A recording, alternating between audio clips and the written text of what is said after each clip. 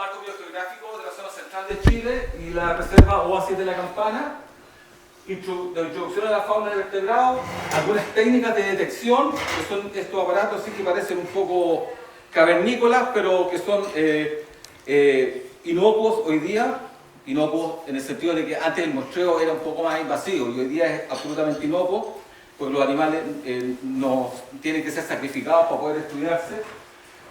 Vamos a comentarles respecto a la fauna de la reserva y algunas recomendaciones de bibliografía especializada para la gente que tenga interés en entrar en el tema.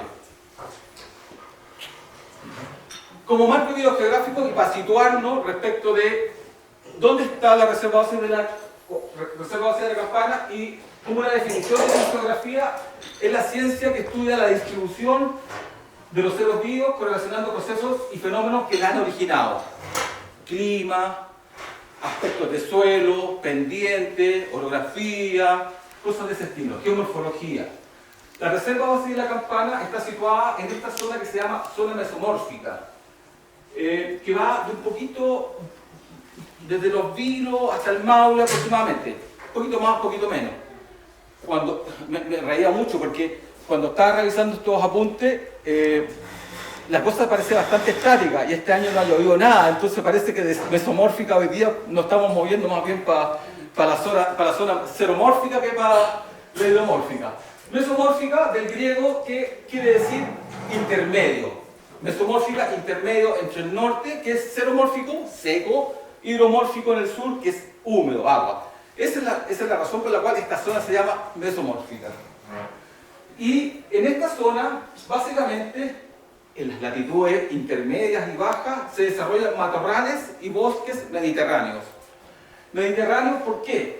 Porque tienen un clima de tipo mediterráneo y se llama mediterráneo porque comparten aspectos climáticos de 5 zonas en el mundo que tienen este tipo de clima.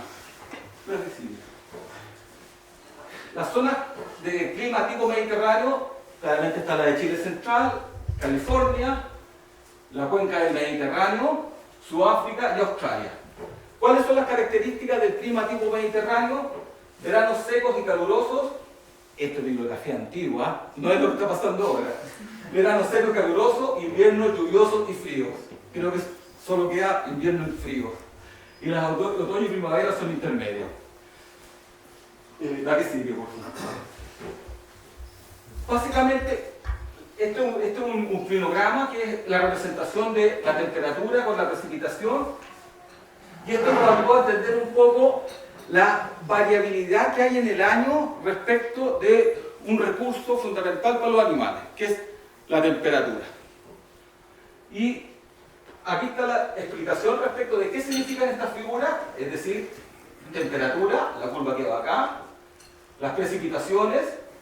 Perdón, este diagrama es de la zona de Yayay, que podría considerarse una zona que es como comparte nuestras características climáticas, la reserva.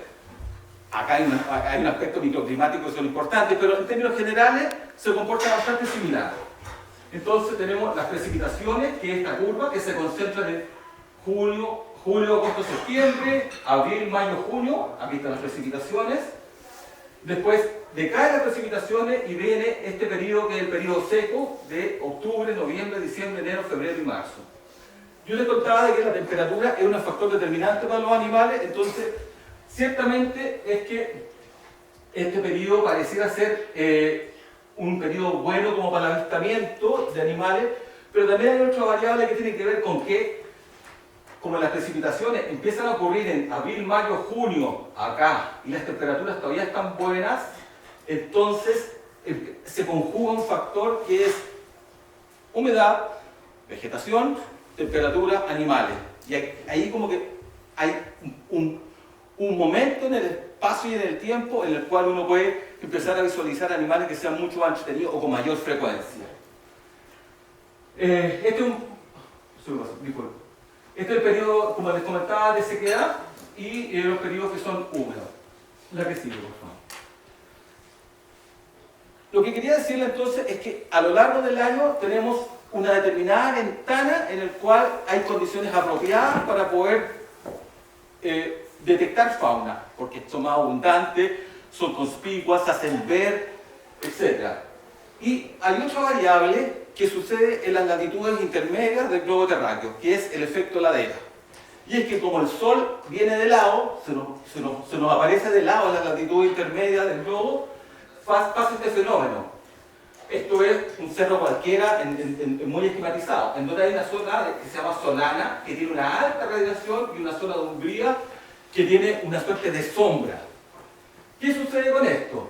Es que en esta zona de solana la radiación es mucho mayor, la temperatura es mayor, la evaporación es mayor, la evaporación del agua a nivel del suelo, incluso subterránea, y en esta zona de umbría la radiación es menor, la temperatura es menor, la evaporación es menor y la humedad es mayor.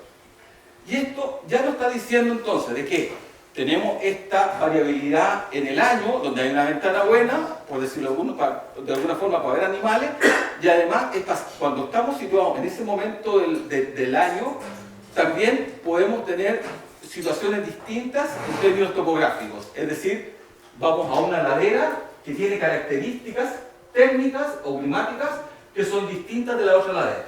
La que sigue para simplificar. Reserva ósea de la Campana, por acá está la entrada. Estos son, todos están muy familiarizados con esto. El Sol se mueve en esta posición, y todas estas laderas que están acá son las laderas de solana, que tienen mucha radiación y que tienen características vegetacionales que son súper particulares. Por el contrario, las que están dándole la espalda al Sol, que son estas laderas que están aquí al frente, donde están haciendo los nuevos caminos, son estas laderas de umbría, en donde hay menor radiación y la vegetación es un poquito más exuberante. Acá hay una divisoria de agua y esta zona empieza a esconder del Sol y empieza a tener esta situación de mayor humedad. La que sigue. ¿Qué pasa entonces con algunas variables climáticas en esas zonas súper específicas?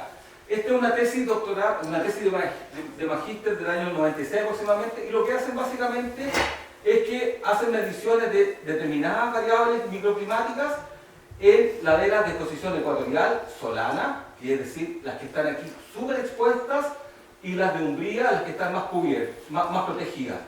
Y las diferencias de temperatura a nivel del suelo, sobre el nivel del suelo, son realmente muy marcadas, 31 versus 23. Algo nos está diciendo eso respecto de lo que nosotros podríamos eventualmente ver como tema de fauna. Lo mismo pasa con las radiaciones y lo mismo pasa con la evaporación. Voy a ir recapitulando entonces. Tenemos a lo largo del año un momento, y en ese momento tenemos espacialmente distintas condiciones. Las laderas que están muy expuestas y las laderas que están más protegidas. Las residuos. ¿Qué es lo que tenemos entonces? Las laderas de solana, que son las que están muy expuestas, que tienen todos estos chaguales, que tienen una fauna muy particular, que Jorge ya les va a contar, de manera que si ustedes quieren ir a ver algo súper específico, ya no tienen que darse vuelta por toda la reserva, sí pueden hacerlo claramente, pero si quieren ver algo específico, ya van a saber dónde que tienen que ir para poder ver y fotografiar lo que quieren hacer.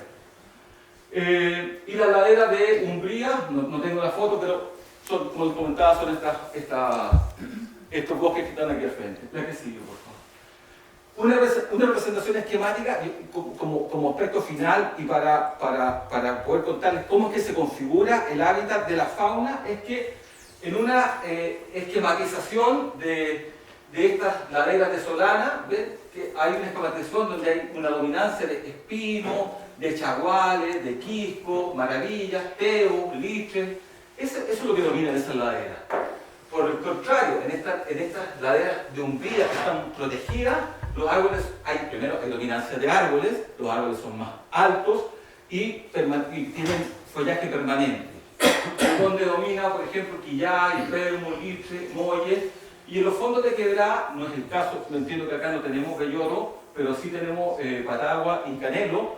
Pero en los fondos de quebrada, como son más húmedos, también hay vegetación muy alta, con aspectos, con vegetación muy particular que se llama hidrófila. Para finalizar, y solamente en términos numéricos, para contarles de que si uno va y estudia las especies de plantas que están en una ladera y las compara con la otra ladera, son dos mundos, dos universos absolutamente distintos. Por eso que las faunas que habitan cada uno de esos lugares también es particular. O sea, la similitud que tiene la flora de la ladera norte con la ladera sur es de apenas del 8%. Son dos mundos distintos y eso los animales lo saben. ¿La que sigue? Sí, creo que te doy. No, esto es un resumen de lo que les estaba contando y con esto quería mostrar un poco cómo está estructurado el ambiente y ahora Jorge, que es el especialista en fauna, les va a contar qué es lo conspicuo de cada uno de estos ambientes. Gracias, caballero. Antes de la otra presentación.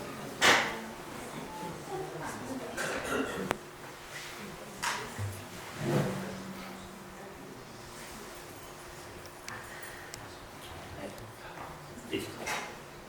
Ok, entonces tenemos el contexto de vegetación, con el cual se encuentra la fauna y por el cual tanto hay especies que se van a encontrar en un sitio y no en otro, pero entendiendo sí que la fauna como es móvil en general, vamos a encontrar muchas especies que están en muchos ambientes distintos. Pero lo que voy a resaltar aquí es algunas que son mucho más representativas en un ambiente que en otro. Vamos a ir recorriendo distintos ambientes entonces para ver qué especies podemos encontrar. Y lo que me voy a centrar yo en esta presentación es solamente vertebrados terrestres. Dice fauna en el título inicial, pero de la fauna, ustedes saben que hay un mundo enorme de animales. Yo me centro solamente en los vertebrados terrestres. Esto es anfibios, reptiles, aves y mamíferos. Dejo fuera obviamente de los vertebrados los peces, que son acuáticos, y dejo fuera todos los invertebrados y todos los otros animales que están enormemente repartidos también y que son muy abundantes acá, pero es materia de otro tema que yo no domino. Yo me voy a centrar en la fauna de vertebrados. Entonces, vamos a ir recorriendo distintos ambientes. ¿Qué es lo que encuentra generalmente un ambiente de fauna del matorral esclerófilo, como hay aquí? También con palmares.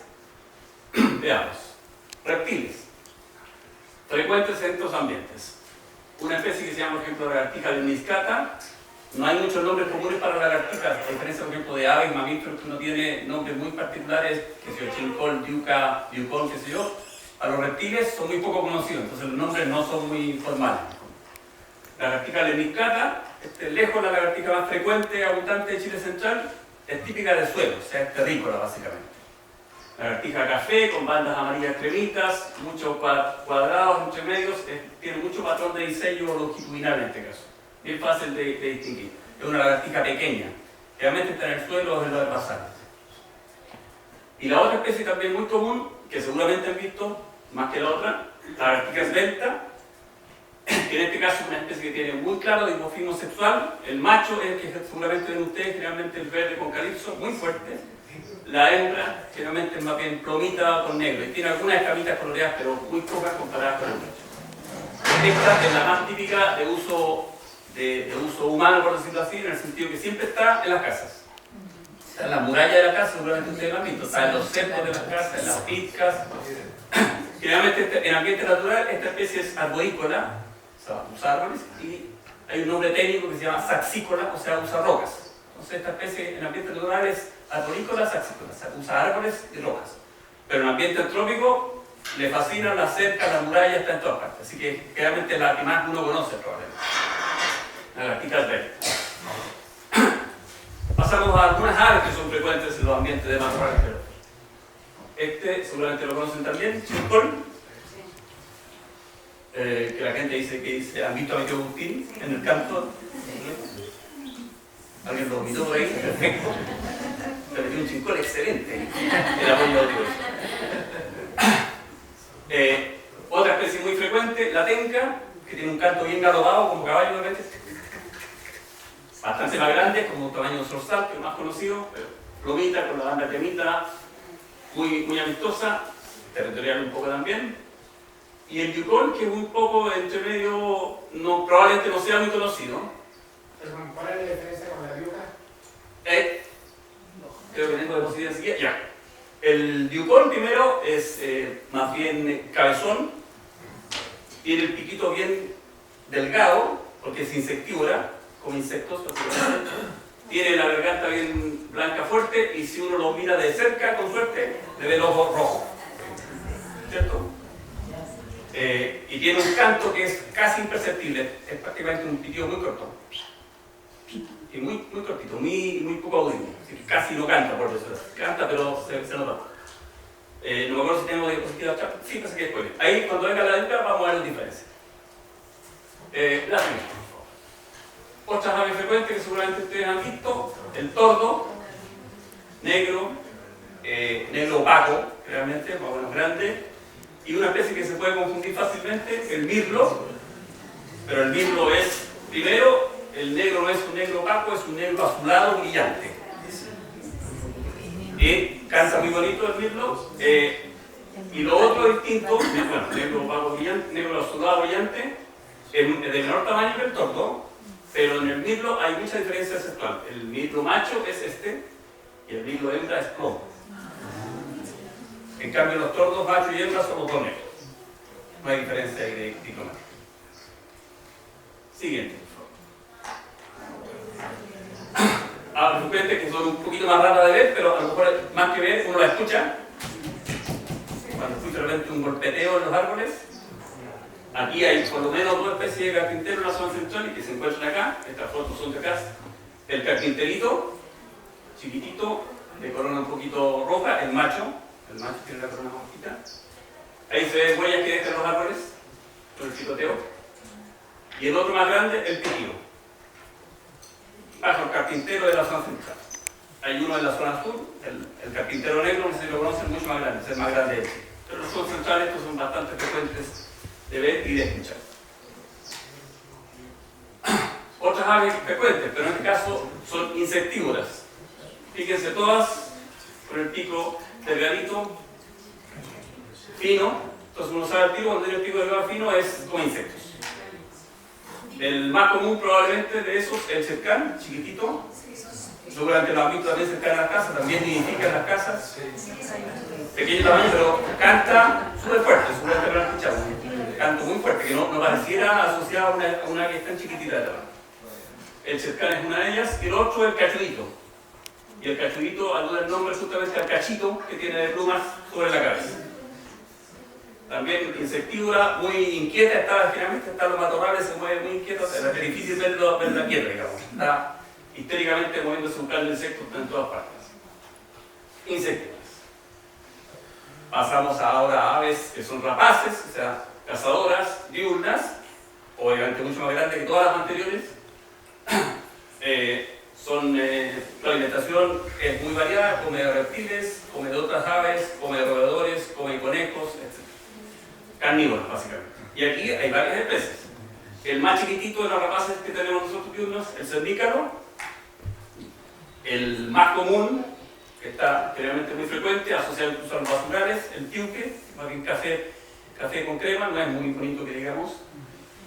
Los más bonitos y más grandes, el aguilucho, bastante más grande, toda la garganta y vientre, abdomen blanco, el resto es plomo cafezoso.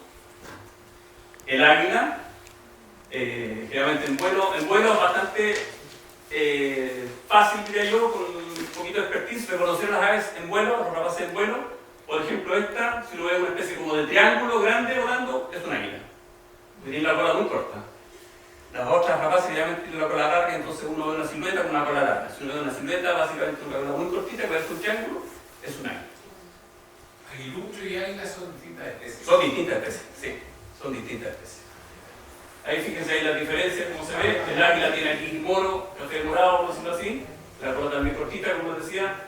Esto es absolutamente blanco, casi entero, el abdomen y la ¿Cuál es parte. más grande, el águila o el aguilucho? El porte, el águila es más grande, aunque la cola es más corta en general, pero el águila es el porte más grande. Generalmente uno puede ver los juveniles de esto, del aguilucho y el águila. Los juveniles de ambos son relativamente parecidos. Uno los puede confundir ahí está lejos suelto. Son café, crema, digamos, mezclados. Pero son especies distintas. Y aquí, a propósito de la pregunta de antes, aquí, si está la yuca, no es cabezona, tiene el pico corto y grueso, no delgadito como el yucón, no tiene el iris rojo, es más chica en general, canta mucho más bonito que el yucón. De hecho, la yuca antes se cazaba, entre comillas, para venderla como mascota por el canto que tenía la yuca. Esa es una diferencia. Y el otro perteneciente a los rapaces también, que también se ve, el peo. La grande que tiene. El peuco es más grande que el tíuco, sí. El tamaño está el cernícalo más chico, el tíuco es mediano, ahí viene el peuco, el águila y el aguilucho son los más grandes. Siguiente. Otro grupo dentro de las aves, los parecidos a las palomas, columbiformes, que es el nombre técnico que se da. Aquí al menos hay tres especies. Una, la tórtola, que es mediano tamaño. Dos, la tortolita guyana, que es de las más chiquititas que tenemos en la zona central de las tortolitas. La más grande es la torcaza, que vemos acá enseguida, pero que no es de este ambiente. Lo típico de ellos, si uno ve, generalmente el nido es muy fome. Es un nido muy rústico, muy simple, unas pocas ramitas cruzadas, y ahí ponen un par de huevos previamente blancos, y eso es todo. Hay otras especies que tienen nidos muy complejos, de tazas, que le hacen de mucho material. Un nido, generalmente uno lo ve entre medio de los parrones, incluso, por ejemplo, a baja altura, es fácil de ver que a baja altura, con nidos muy rústicos, muy simples. Siguiente. Otras aves que ahora empiezan a verse acá, por ejemplo, el picaflor gigante. De las aves, de los picaflores que tenemos nosotros, el más grande. No estoy seguro si es el más grande del mundo, porque creo que hay otro que no es tan grande en tamaño, sino que la cola lo hace más grande, los picaflores tropicales, pero sí es uno de los más grandes del mundo. A lo mejor no es el más grande, no lo subamos al extremo, pero sí uno de los más grandes. Generalmente estos son polinívoros, generalmente uno los ve en los quiscos, en las flores de los quiscos, o en los chaguales, en la inflorescencia enorme de los chaguales, ahí está el animal. Otra ave frecuente también, la doica, con el pecho rojo, muy evidente, esta es una ave muy bonita, canto también muy fuerte. Y otro también, el cometocino. No sé si han visto este es un poquito más extraño, pero recorriendo alto se puede lograr. Amarillo anaranjado con la cabeza plomita. ¿Cómo es la doica de la rara? ¿Perdón? La doica de la rara. La doica de la rara. La doica, lástima no tengo foto de rara para nunca comprar. La rara es una especie más bien anaranjada, más que roja.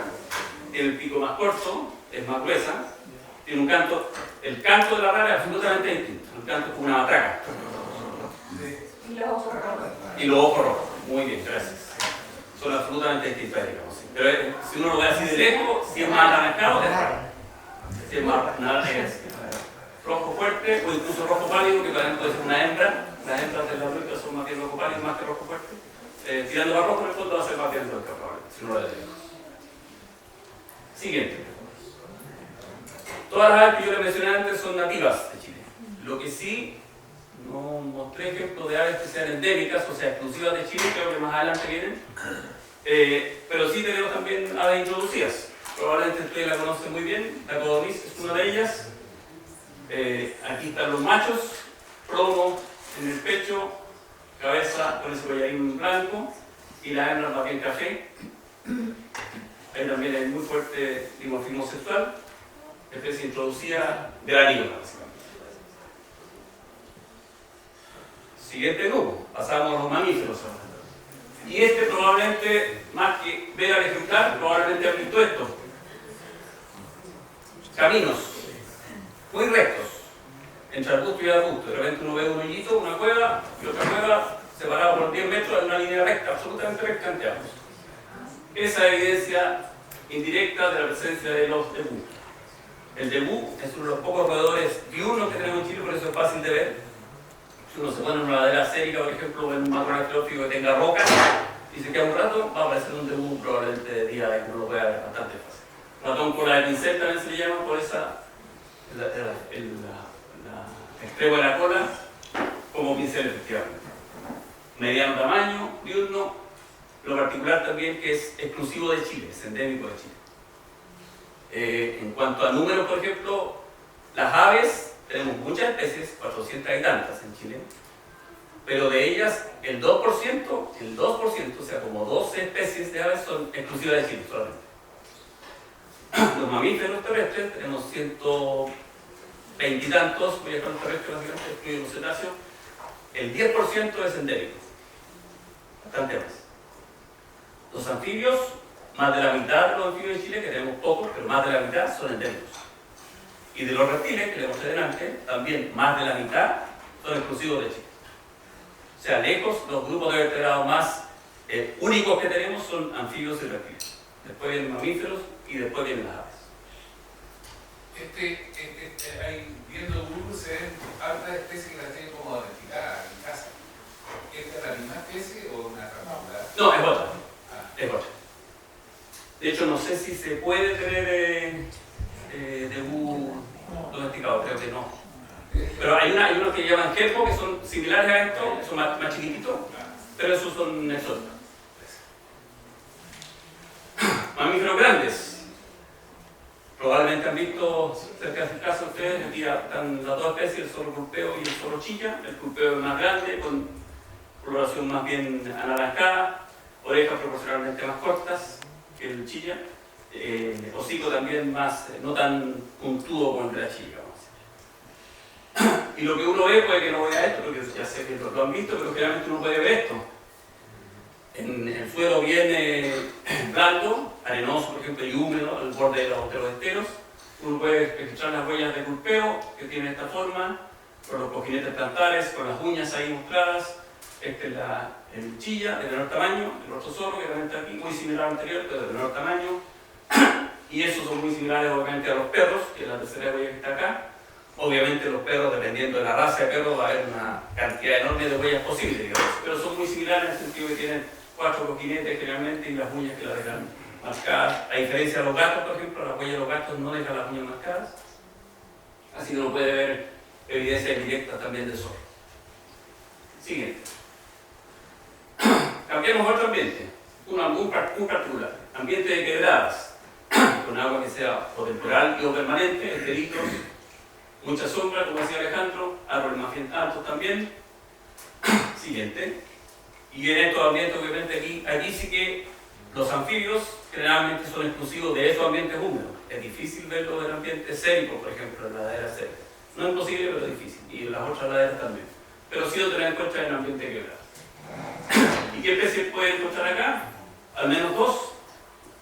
El sapito de 4 ojos, de pequeño tamaño. Esto no está a escala, obviamente. De hecho, el sapo de rulo es más grande que el sapito de 4 ojos. Se le llama 4 ojos porque tiene glándulas lumbares en la zona de atrás, que obviamente parecen ojos, si uno lo miran así al revés. Por eso le llaman 4 ojos. Y el sapo de rulo, sapo de secano, es la barriga también. ¿Por qué? Porque esta es una especie que es más, entre comillas, independiente del agua. Uno lo puede encontrar bajo rocas, en zonas húmedas, que no necesariamente hay agua. Usa obviamente el agua así para reproducirse, pero para estar es uno de los que tolera ambientes más secos. ¿Esos sapos no son venenosos? No. Las especies de anfibios chilenos no son venenosos, a lo más pueden tener alguna secreción en el dorso, que es un poco palatable, pero si de tóxica mortal, no, a diferencia de los anfibios tropicales. Tenemos suerte, los vertebrados chilenos no son absolutamente para nada dañinos. Incluso las culebras, que vamos a ver. Perdón, un poquito anterior, y probablemente es más difícil ver, porque hay que verlo de noche, probablemente, pero sí de día pueden ver las latas en los pozones, los renacuajos, los piripinis que le llaman a la gente de campo también.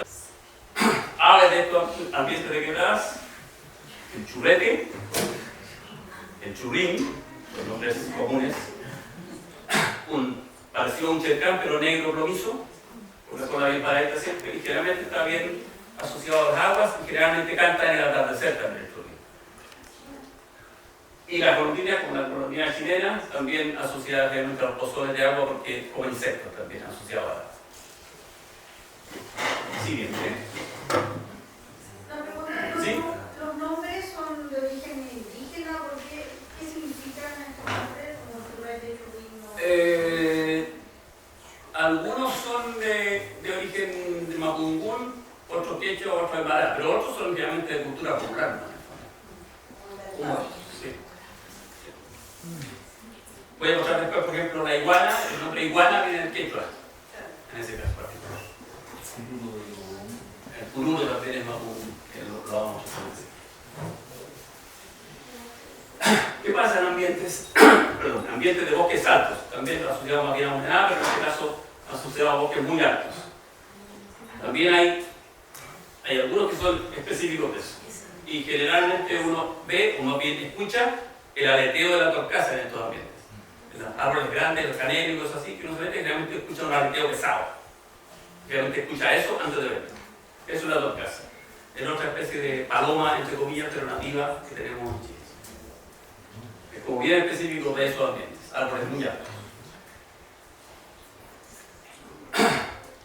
Este es el zorzal que está prácticamente en todos los ambientes, bastante fácil de ver, come de todo, es un omnívoro en el fondo. Aquí hay un nido, que el nido, a diferencia de lo que mencioné de las tórtolas, es muy complejo, es muy grande, es muy hondo, es una taza grandota. En el centro generalmente tiene barro, cuando puede sacar barro pone barro. Generalmente pone 3 o 4 huevos, ahí hay un pichón ya pidiendo comida, un huevito que no es blanco, es también como selectoso, como que motelito.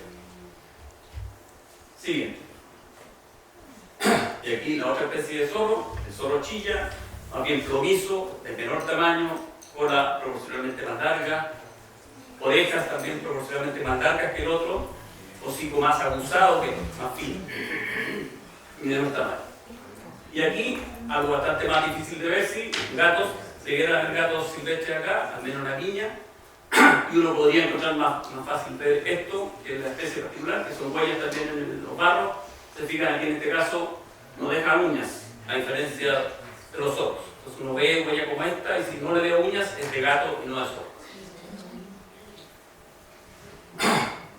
¿Qué otros mamíferos pueden encontrar también? Nombramos recién al degú, que también puede estar en estos ambientes, ratón cola grisel. Hay otro menos frecuente que se llama ratón chinchilla. No es chinchilla, la chinchilla es otra especie que se llama ratón chinchilla, bastante menor tamaño que la chinchilla, pero mediano, así similar a este. Y se encuentra generalmente bajo las rocas, y uno generalmente más bien que ve esto. Un montón de fecas, que se llaman defecaderos. Que son defecaderos comunitarios que llevan ahí años haciendo feca en el mismo lugar, entonces se acumulan grandes cantidades de fecas. Este es un detalle de lo mismo. Siguiente. Una pregunta. Sí, claro. Las especies de zorro chilla y viña tienen registros. ¿Han podido ver ustedes? ¿Acá? Sí. ¿La reserva? En la campana yo he visto chillas, sí.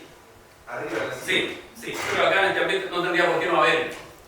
Y la viña probablemente también haya, pero es más difícil de ver porque esa sí que es más bien nocturna, es más bien elusiva, se oculta, entonces es más difícil. Pero por distribución geográfica debe haber. Esa es el comentario porque yo llevo 9 años viviendo acá y zorro chilla nunca he visto dentro de la reserva. Viña entiendo que es mucho más difícil, tal vez con cámaras trampa. Eso. Sí, efectivamente, eso vamos a mostrar después, que claro, ahí es obviamente mucho más fácil ver, porque uno pone una cámara trampa que la deja puesta ahí, va a estar tiempo eterno si uno quiere, y va a ser más probable, pero no tendríamos que no haber. Guiña, perdón. De hecho, sería raro que no hubiera. Perdón. Yo guiña vi una vez. ¿Guiña visto? Por eso sí. Ya. El camino era así. Perfecto, ahí también entonces. ¿Pregunta? Sí. ¿Y el ratón chinchilla también dicen ratón chancho? ¿O eso es otra especie? Fíjate que no he escuchado ese nombre. Es como el dedo más grande. Una Con la oreja como la de la foto. rata chancho. Los originarios de aquí le llaman rata chancho. Puede ser el ratón chinchilla, sí, pero no he escuchado ese nombre en particular. Ahí, claro, qué bueno ese dato, porque estos nombres comunes que uno tiene son comunes dentro de una localidad particular. Algunos son súper restrictivos, entonces hay nombres particulares que uno se queda medio no. Por ejemplo, el yukon que mencioné antes, una vez fue al sur, hizo la Alpanida aquí uno, y una persona que estaba ahí me dijo, mira, un urco. Y yo jamás había escuchado ese nombre, urco. Y yo le dije, ¿qué es un urco? Y me empezó a definirlo, no, un plomito con el cuello blanco, tiene el pito blanco y tiene el ojo rojo. Un yukon. Y después lo digo, ¿ese urco? Sí, ese. Entonces ahí primera vez que supe que el urco, o sea que el yukon mío, en la gente del sur llama urco. Entonces hay distintos nombres comunes en distintas localidades. Entonces probablemente este ratón rata chancho, es probable que sea el ratón chinchilla. ¿No? Ya. Rata chancho tiene un hocico chato, es feo. Con cara de chancho. Eso, ya me dramático, hay que hacer más estudios. Las veces que hemos querido sacarle fotos y hacer fotos. Sí. Es grande así y grueso, completo. Y se come todos los árboles y las plantas. Viven los árboles. Al final tengo otro tiempo de ratones, a ver si se parece a algo que me dicen ustedes.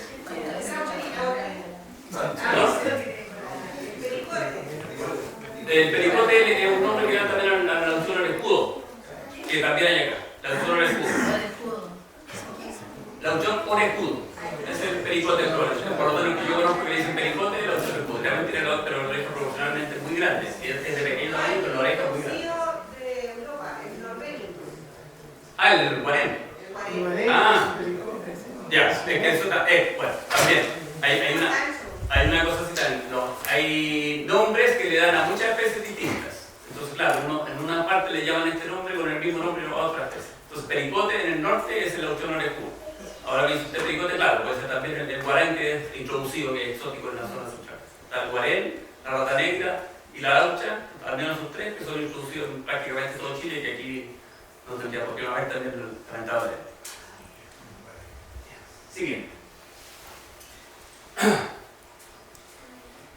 Pasamos al ambiente probablemente más extremo, los ambientes secos, cálidos, con vegetación de puya, de chaguales, de cactus, harta roca. Entonces en estos ambientes hay fauna particular también. De nuevo aparecen los reptiles. En Chile tenemos 7 especies de culebras, en la zona central y que están ampliamente distribuidas hay 2 y también están acá, la culebra de cola corta y la culebra de cola larga.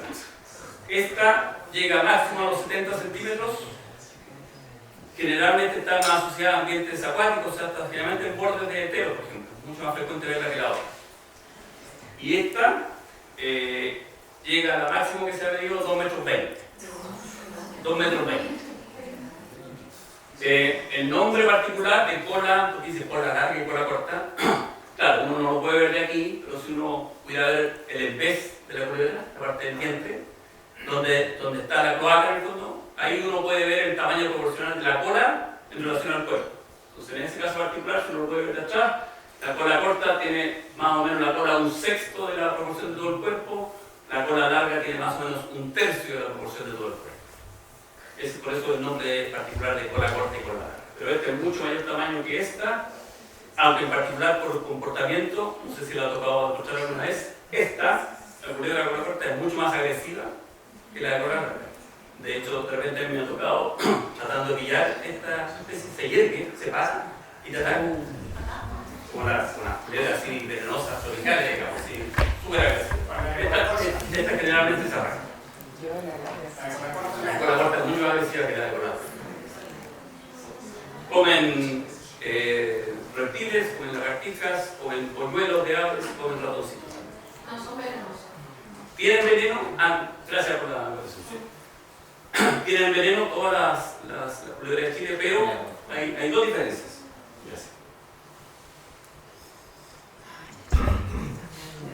Gracias. Uno, los venenos los colmillos que inyectan el veneno tienen una posición muy atrás, a diferencia de las tropicales que lo tienen adelante. Por lo tanto, eso hace difícil que puedan inyectar veneno a la presa, a menos que la esté muy atrás. Pero segundo, más importante, el veneno no es letal. Es un veneno muy poco tóxico. A lo más, alguna persona muy alergénica podría darle un poco de fiebre y cosas así. Pero el resto no debe tener menos. Por eso después mantienen nuestros reptiles, lo que decía antes, no son solamente animales. Siguiendo. Y aquí está lo que mencionaba, iguana, que es liguana o iguana. Eso. Los arrieros generalmente dicen, ¿cómo se llama este? Liguana. Entonces, en vez de decir la iguana, se aprendieron que dice liguana. Pero no. Lagarto salmón es muy grande, de hecho, este lagarto más grande de Chile puede alcanzar algunos cercanos a los 45 50 centímetros, como por ejemplo. Es el lagarto más grande que tenemos. No es venenoso, captura otras lagartijas, también captura roedores, captura aves también. El macho generalmente tiene el cuello muy salmón fuerte y es más robusto. La hembra es más finita y tiene el salmón más apagado de la parte del cuello. Y también, obviamente en estos ambientes séricos encontramos mayor variedad de reptiles, mayor riqueza de especies. Tenemos lagartija del monte, plomita con el costado negrito, mediano tamaño. Tenemos el lagarto líquido, lagarto lica, porque tiene la cama muy sobresaliente, entonces si uno le pasa la mano por la espalda, es muy como una lija verdaderamente, lagarto lica. El lagarto chillón o lagarto llorón, nombre también aludido que cuando uno lo trata de pillar o lo pilla directamente chilla, emite un chillido. Y en particular este es muy interesante, una especie de gruñidor, una especie de lagarto bien distinto, fíjense en morfología a nosotros, es bastante más cabezón, es muy bonito, es como un tiranosaurio, pero en miniatura, 5 centímetros, una cosa así. Y esta especie en particular está solamente en el Cerro Roble y Cerro La Campana. Es endémico de Chile, está solamente en esa zona. Con suerte podrían verlo acá en los esclerófilos, donde de hecho parece que hay registros que están apareciendo un poquito más abajo. Es muy escaso. Así que tarea, en que interese los reptiles, ver este bichito. Siguiente. Pasamos a aves de estos ambientes más benséricos. Esta especie probablemente nunca la han visto, pero sí han visto esto, ¿cierto? Los nidos de canasteros. Y obviamente el nombre está muy bien puesto. El nido que hace es un verdadero canasto sobre los tebos, sobre los litres, sobre los cactus. Canastos muy grandes, todos con ramas muy espinosas, entonces es muy difícil meterse a ver qué es lo que hay en el nido. Este nido es el de esta ave que se llama canastero. ¿Qué color tiene? Este, después cafecito, un poquito de café rojizo en la cola. No es muy llamativo, como la mayor parte de las aves chilenas. Y también es como bien huidizo, entonces uno queda de verlo, queda lo ve entre medio de los arbustos, no tienen que ver. Canastero. Y aquí, dentro de las aves también que uno puede ver, y aquí lo resalto, ¿se acuerdan? Yo dije que hay 12 o 15 especies de aves a lo más endémicas exclusivas de Chile. Tenemos la turca y tenemos la perdiz, que están acá. Estas son fotos de acá. Y son exclusivas de eso.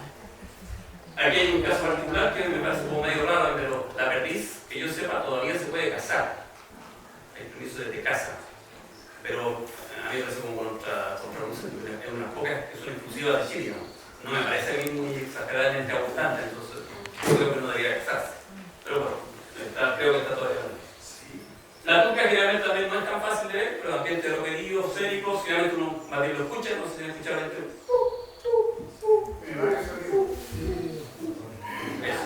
Tiene como 3 cantos distintos, pero ese es uno de los más típicos. ¿Correcamino? Sí, asociado probablemente a lo que hay en la zona mediterránea que no está en Chile. Sí, pero correcamino como tal, digamos, no tenemos en Chile, sí, pero es parecido a este, sí. Y vuela un poco también, efectivamente. Corre rápido, pero desde el suelo, es una familia de avecitas que generalmente vuela poco. No se parece al tapaculo. ¿Ah? No parecía el tapaculo. Sí, es muy parecido al tapaculo. Es un tapaculo de otra especie endémica del mismo grupo, muy similar. Y el tapaculo hace un sonido como... Realmente el nombre en este caso alude un poco al sonido que hace. Como el tucuque. Estoy diciendo pero no puede ser porque 4 o 5 sílabas. Pero lo asociaron, ¿cierto? Sí. Mamíferos. ¿Quién no ha visto esto acá? ¿Por qué? Porque ese así como... Está lleno en toda Plaga, primer año sí, plaga.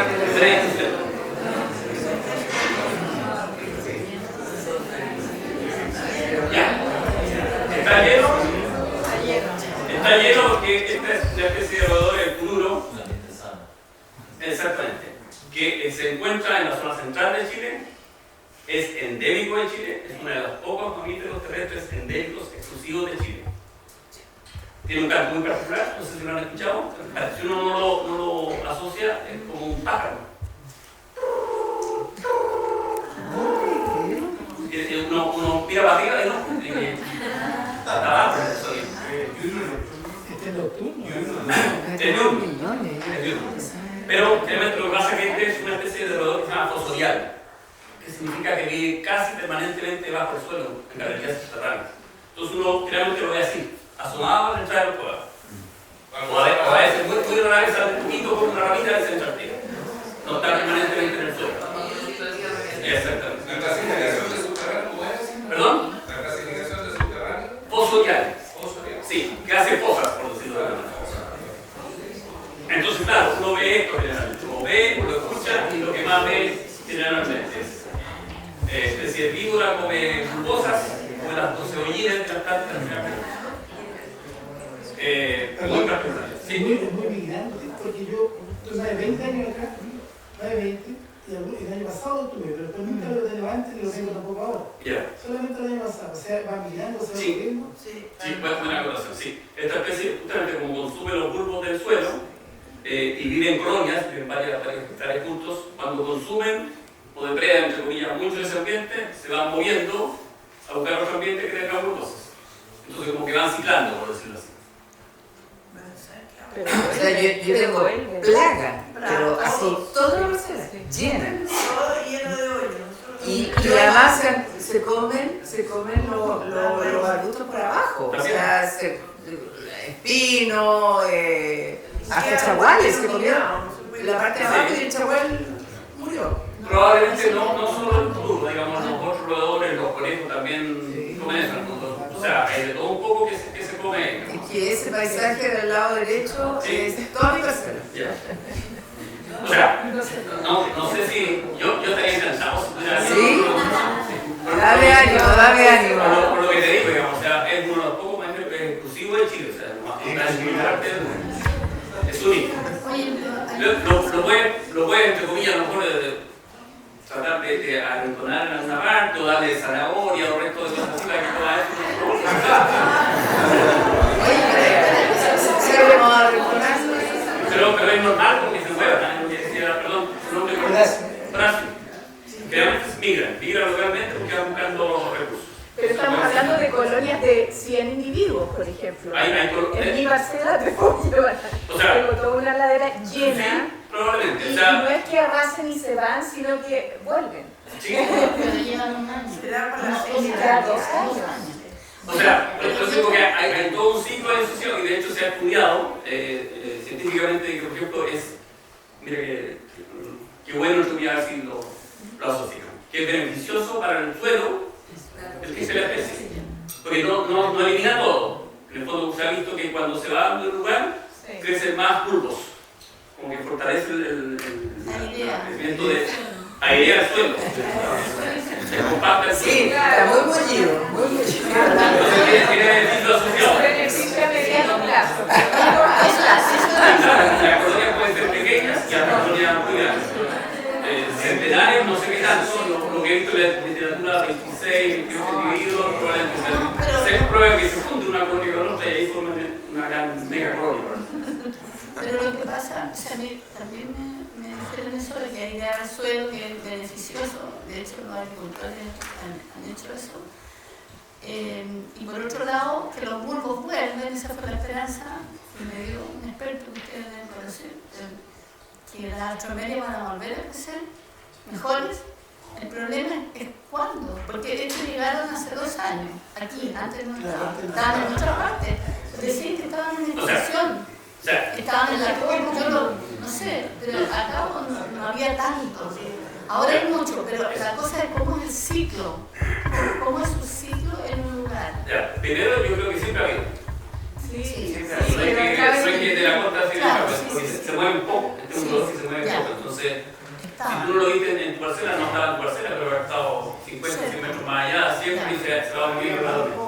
Y entre comillas, claro, en el fondo si uno lo piensa, si ellos están en su ambiente natural y nosotros les parcelamos encima, claro, a uno le parece a algunos que pueden haber llegado, pero estaban siempre. Y probablemente esa parcelación puede que también le fragmente un poco su continuidad de ambiente, entonces realmente no pueden hacer el ciclo completo y se quedan más en un lugar porque no tienen dónde irse. A lo mejor ahí está rodeado por caminos que ya están más compactados en el suelo y ya no es tan fácil usar. Entonces como que está más restringido.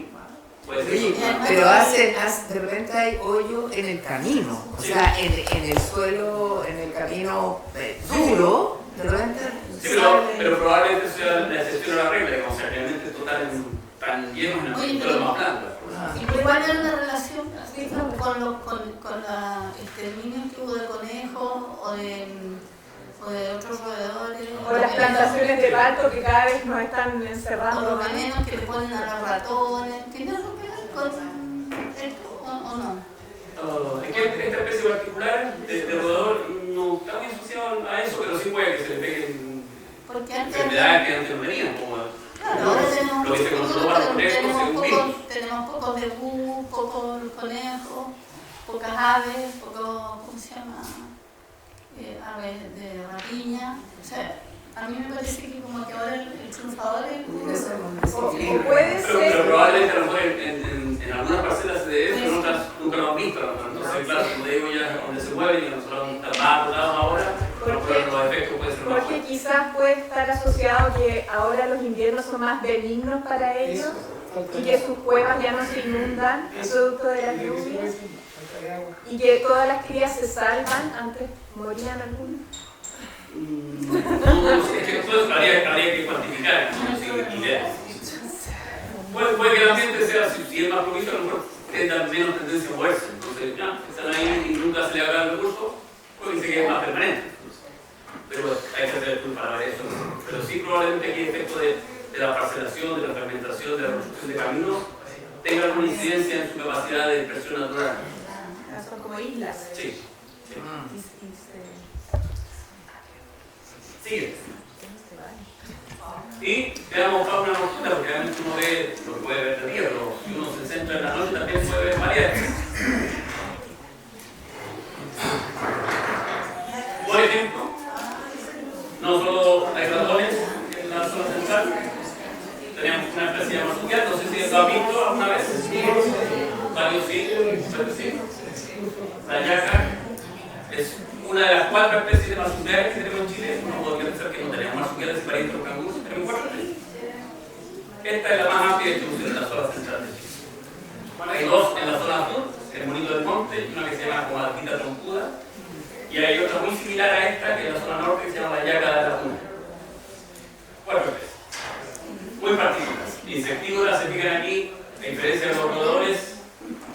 Y aquí no se nota mucho, pero son todos muy finitos. Este también come insectos, come arañas, come reptiles. Se fijan los ojos también muy grandes, las orejas muy grandes, adaptada a la actividad nocturna básicamente. Con la semiprensiva. Yo he visto una que un poquito poniéndose la plata. Sí. También con plata, sí. Todo omnívoro en el fondo de la mano. De insectívoro, carnívoro y también con plata. Como el burro, también cosas así. No, no. Pero fíjate que podría comer un chico a la profundidad de la luna. Sí, o sea, dejando de broma, hay registro de consumo de roedores. Entonces, probablemente en menor proporción. Y probablemente sean solamente juveniles, o guías. Pero sí consumen. Y aquí, después de otro roedor, entonces, aquí está el que había antes, el lauchón orejudo de Darwin, oreja muy larga, cola proporcionalmente larga, el ratón colilarga, mucho más larga la cola, mucho más corta las orejas que la anterior, el ratoncito oliváceo, cola corta, orejas cortas, menor tamaño que los otros dos, no está fotografiado acá, pero tenemos varias especies de roedores en esta zona. Generalmente todas son granívoras, son herbívoras, omnívoras, con semillas, también con insectos, todo. Sigue. Y tenemos mamíferos nocturnos voladores en la casa, en el ambiente ahí. En el Chetenchu, claro, de repente llegan esta especie de binóculos. Tenemos, en Chile no tenemos muchos murciélagos, tenemos 13 especies. De las 13 especies, 12 comen insectos. Hay una sola que chupa sangre, efectivamente, que es un vampiro, pero de la zona costera del norte de Chile. Las otras especies son todas insectívoras. Así que son buenos controladores de plagas. Y uno tiene que poner alguna champa particular para pillar este bicho, que lo vamos a mostrar enseguida, pero puede también, con algunos aparatos especiales que también lo vamos a ver al final, tener sonogramas de sus vocalizaciones, porque las vocalizaciones son específicas, el ruido que hace cada especie es particular. Entonces uno graba el ruido, después lo compara con una clave de ruidos y dice, ya, esta especie es esta, de las tantas que hay, de las tantas, como dije, 12 o 13 especies. Aquí en la zona central, 6 o 7 más o menos deberían verse. Todas son chiquititas. Perdón, ¿es efectivo que el guano sirve como fertilizante? Sí, lo usan en el norte, ¿Es sí. efectivo? El guano como fertilizante. Sí. ¿Perdón? Probablemente sea este, un video que yo se llama este como el más chiquito. Son todos chicos en el en realidad hay que verlo ahí de detalle cómo distingue uno las especies de una de otra en la proporción de la oreja y la proporción de la cola, por ejemplo. Algunos tienen la cola muy grande, otros la cola tienen inmersa dentro de esta membrana, otros prácticamente no tienen cola. Es un buen carácter. Pero por ejemplo, todas son más o menos pequeñas, todas son café promisas, entonces así, por esa distinción, no es tan pero sí, es que, y también las especies tienen distinta variación de color. Entonces es un buen carácter para eliminar el ¿Y está protegido en sí? especies de quirópteros. Sí, de hecho el vampiro es una especie que está en categoría de conservación, está protegido especialmente. Esto se considera beneficioso para el equilibrio del ecosistema, para las actividades agropecuarias. Por lo que decía, como son un grupo de insectos, son buenos controladores de plagas. Siguiente. Y así como tenemos rapaces diurnas, los águilas, los biluchos, que si los cernícaros, tenemos rapaces nocturnas, que generalmente es más fácil escucharlas que verlas, pero con atención, el chuncho, no sé si lo han escuchado. Ese es el chuncho. El más chiquitito de los rapaces nocturnos chilenos, en contraposición, el tucúquere, el más grande de los chilenos. También lo que me han dicho que también han visto en ese sector. Y además de otras, como la lechuza blanca, ¿bien? Y el otro, un poquito más distinto al anterior, el pequeño. Este es un rapaz un poco más particular, porque no es tan nocturno, es más bien diurno. Y este generalmente hace cuevas en el suelo, entonces generalmente uno lo ve en planicies abiertas, en una cueva, y ahí está el pequeño. También es particular en la zona. ¿La gallina ciega no? Viene seguido.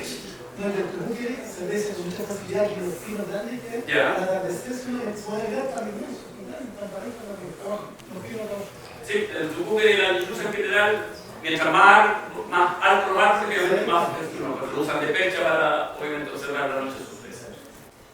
Lo que me preguntaban, la gallina ciega es un grupo distinto, no tiene nada que ver con las rapaces nocturnas. Claro, a pesar de que es nocturna, obviamente, que la nocturna realmente está en los caminos, es una ave insectívora, no es carnívora como las otras. No tengo una diapo aquí, pero en el fondo del piquito uno lo ve como finito y corto, pero tiene unas plumas muy particulares alrededor en la comisura del pico.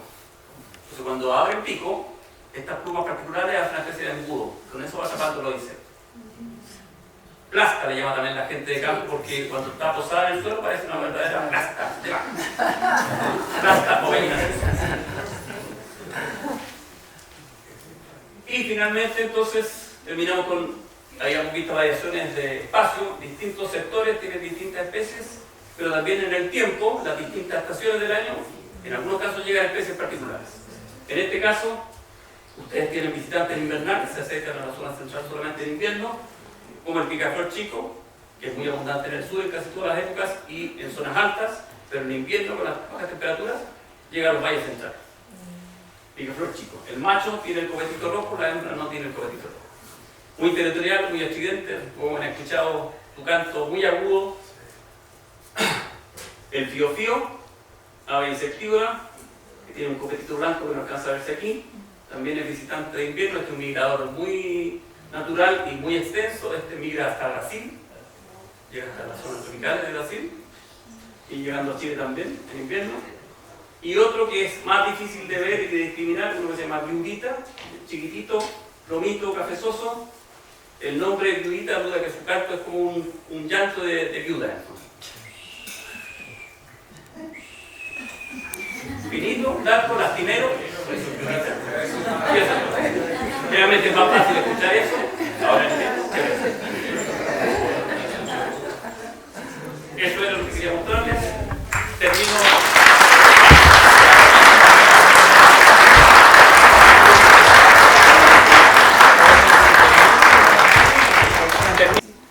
Este no sé si lo conocen.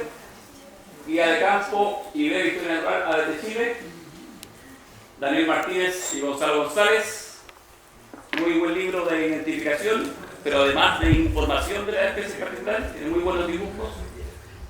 Eso es para aves. Les menciono que hay los más recientes en general. Mamíferos de Chile, Agustín Illarte. Hay otro más grande que este es como un libro más compacto, un ejemplar más compacto. Este es más que como guía de campo, sí, también aquí con fotos y fichas de las especies.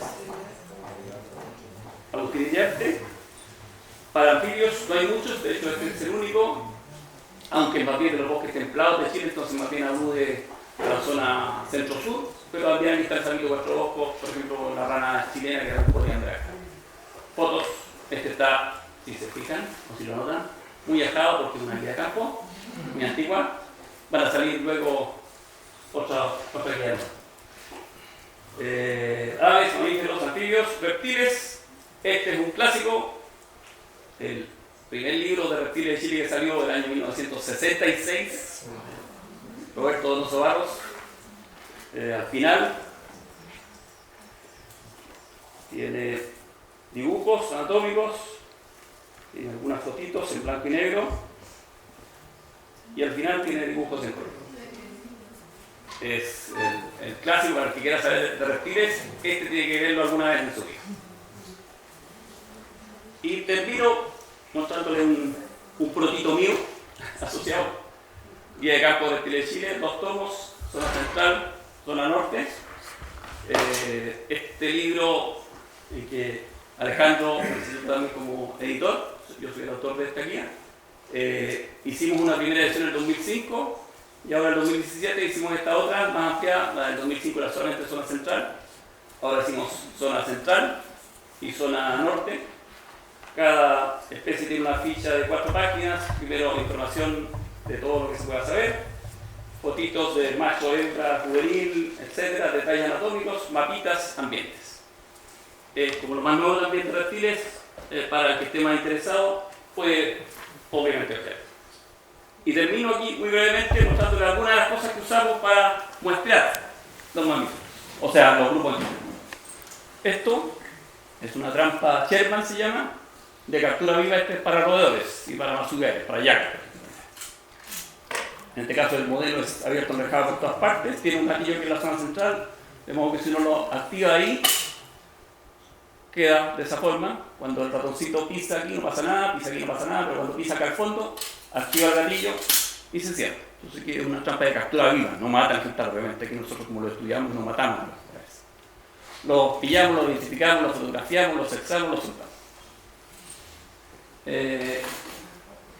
Para mamíferos grandes, las cámaras trampa, que seguramente han visto en algún documental, se activan con movimiento, entonces uno lo puede tomarle fotos o videos, uno puede programar aquí, y uno le indica con qué frecuencia toma las fotos, cuántas fotos toma, qué sé yo, la deja en un lugar apropiado, puede cebar, entre comillas, el lugar con atún, con pescado, con carne, con lo que sea, para que lleguen los carnívoros, pero llegar cualquier otra cosa. Obviamente lo que más sale son zorros, pero también con suerte podrían ver gatos, por ejemplo, para los que quieren ver guiños y cosas así. Les decía yo que de repente pillamos quirópteros, murciélagos, y se pillan con mallas como esta. No se ve, aquí la ven, obviamente, pero aquí no ven nada, ¿cierto? Es muy finita, tiene un enmallado muy finito, entonces uno pone, hay distintos tipos de mallas, distintos tamaños, 2 metros de alto por 10, 15 metros de largo, y el grosor depende de la especie que uno quiera pillar. Se usa también para aves, se llama redes de niebla. Entonces, claro, las aves o los quirópteros no la ven, entre comillas, o no la sienten como los quirópteros, si quedan atrapados en ella, entonces uno ve, lo captura, lo mide, ¿no? Lo toma fotografías y lo suelta.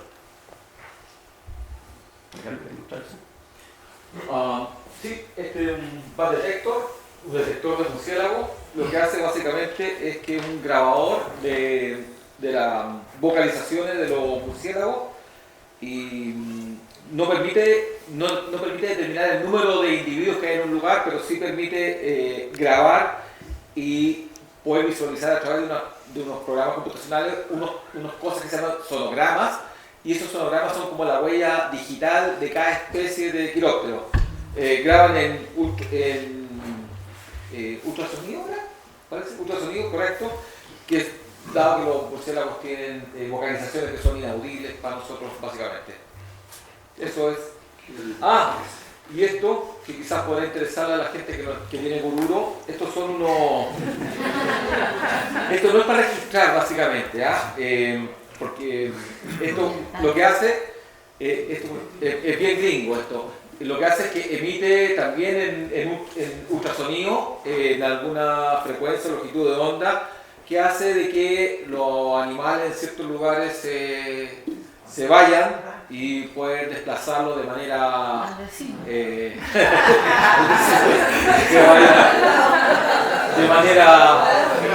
de manera amigable y autónoma. Funciona bastante bien, nosotros lo hemos probado. ¿Sirve para murciélagos? Sirve para... Sí, o sea, de hecho los gringos lo ocupan para alces, para liebres, conejos, ramas de la ladera, qué sé yo. ¿Y cómo funciona? Es un aparato que ocupa pilas, tiene un potenciómetro en el cual uno modifica la frecuencia, la longitud de onda la cual emite, y tiene dos modalidades. Uno que cuando pasa un animal emite este sonido que muchas veces es inaudible, que es un poco como estas cosas que se enchufan en las casas para la araña, para los insectos, es el mismo principio. Y funciona con batería o con una fuente de poder estable. Oiga, pero si falta todos los animales, si yo tengo mascotas, ¿también se vale? No, porque, o sea, la teoría dice que es específico, así como es como el insecticida. Hay insecticidas que son para arácnidos y otros para insectos, ¿cachai? Ya, y las frecuencias que emiten, o la longitud de onda que emiten, son específicas para cada animal. Sí. De todo. También, de todo. Como les digo, tiene un... Si uno quiere vivir libre de pájaros, de todo insecto. Bueno, si quiere vivir libre de pájaros y de insectos, este no es el lugar. Eso es lo que te quería decir. Este no es el lugar. Quiere practicar la paciencia. Sí. Les agradezco enormemente que hayan venido y que hayan participado en este taller. Espero que tengamos oportunidad de vernos en otra ocasión.